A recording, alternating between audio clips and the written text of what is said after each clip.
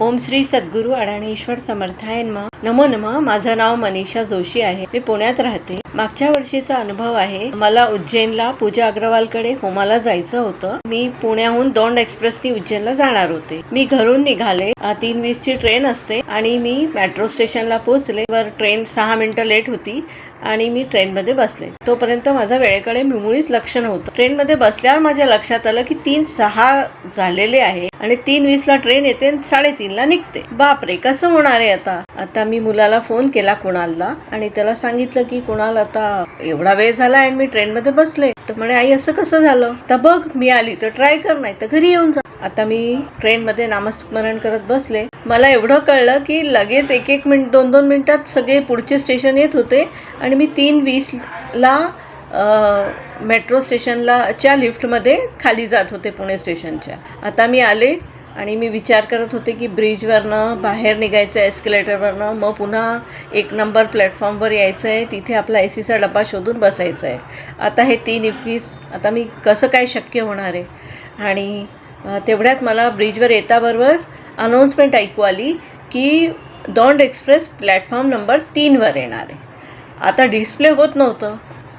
मी विचारात पडले की अरे, हे बरोबर आहे की मी चूक ऐकलं आहे काही? तर मी थांबले आणि विचार करायला लागले, डिस्प्ले बघायला लागले की डिस्प्ले झालं तर बरं आहे.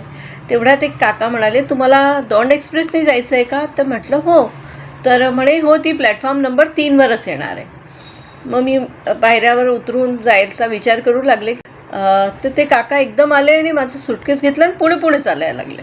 मी पण माझा बेग घेऊन, त्यांना काही म्हणण्याच्या आत ते पुढे, मी मागे जायला लागले आणि त्यांनी मला फटाफट अगदी माझ्या डब्यापर्यंत आत माझी सुटकेस माझ्या सीटखाली सरकवून दिली, मला बसवून दिलं आणि मला म्हणाले, माऊली तुम्ही कुठले?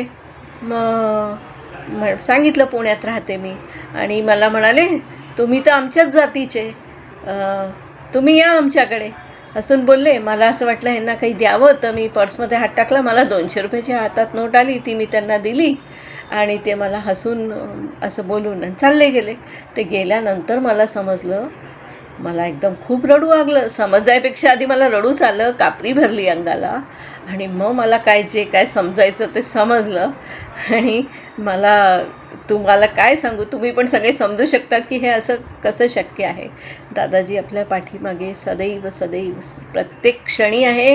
जिथे जिथे आम्हाला गरज आहे त्यांचा हात आमच्याकरता पुढे आहे. नमो नमः. जय दादाजी.